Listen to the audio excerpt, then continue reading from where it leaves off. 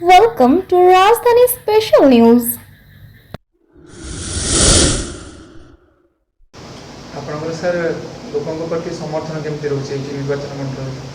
ଆମେ ଯେହେତୁ ସବୁଦିନ ଲୋକମାନଙ୍କର କାମ କରୁଛୁ, ଲୋକମାନଙ୍କ ପାଖରେ ଅଛୁ, ଲୋକମାନଙ୍କର ସମର୍ଥନ ବହୁତ ସମର୍ଥନ ଅଛି। ନିଶ୍ଚିତ ଭାବେ ଜୁନ୍ 4 ତାରିଖ ଦିନ ଯେଉଁ ଭୋଟ୍ ଫଳାଫଳ ହେବ ବିଜୁ ଜନତା ଦଳ ସପକ୍ଷରେ ଯିବ।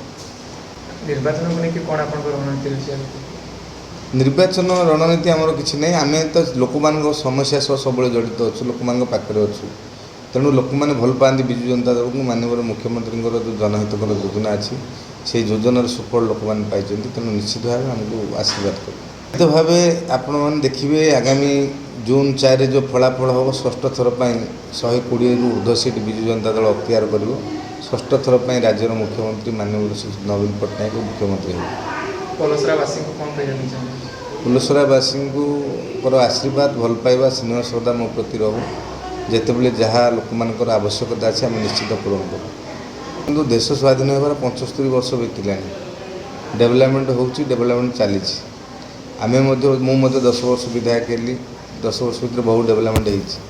ଆଗାମୀ 5 ବର୍ଷ ଯଦି ଲୋକମାନେ ଆଶୀର୍ବାଦ କରିବେ, ଆଉ ଯାହା ବାକି ଥିବ କାମ ତାକୁ ପୂରଣ କରିବେ।